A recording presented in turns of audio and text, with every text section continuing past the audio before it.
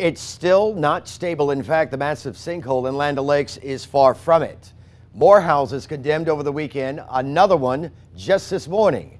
Pasco County had all kinds of trucks lined up out there right now, pumping water out of that massive hole, filling it with more dirt and gravel. There are now 7 houses that are up for demolition. It's the first 2 right here on Ocean Pines Drive.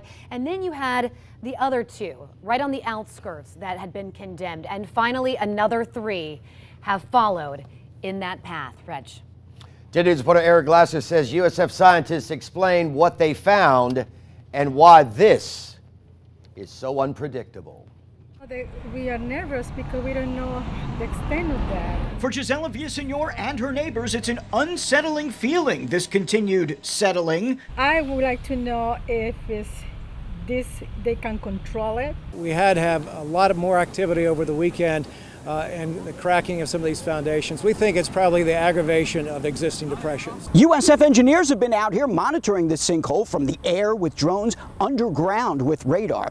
And what they have found may be leading to the instability is that this particular sinkhole is not your typical cone or funnel shape. Instead, they say, it more resembles a bowl. That's likely where all this movement's coming from. USF engineer Nick Albergo says the bowl effect makes him think that the opening at the bottom of this sinkhole could be a longer fissure, a crack shaped more like a finger. It is elongated and actually travels, the hole travels away from where you might see it manifested at the top of the limestone. Old photos show how houses here were built on wetlands that engineers think could be trying to reconnect both underground and now above ground with nearby Lake Paget. You look at some of the aerial shots prior to these homes being built, and many of these homes were right in the middle of the lake. That's also a possible explanation why the edges of the hole keep getting wider. Until it's stabilized, water keeps seeping in. No different than if you're digging in beach sand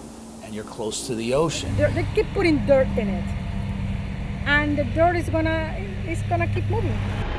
Once the walls are stabilized, engineers say neighbors should be able to breathe a lot easier. But ultimately, they think reconnecting this hole to the lake is what will restore balance. In Land O'Lakes, Eric Glasser, 10 News.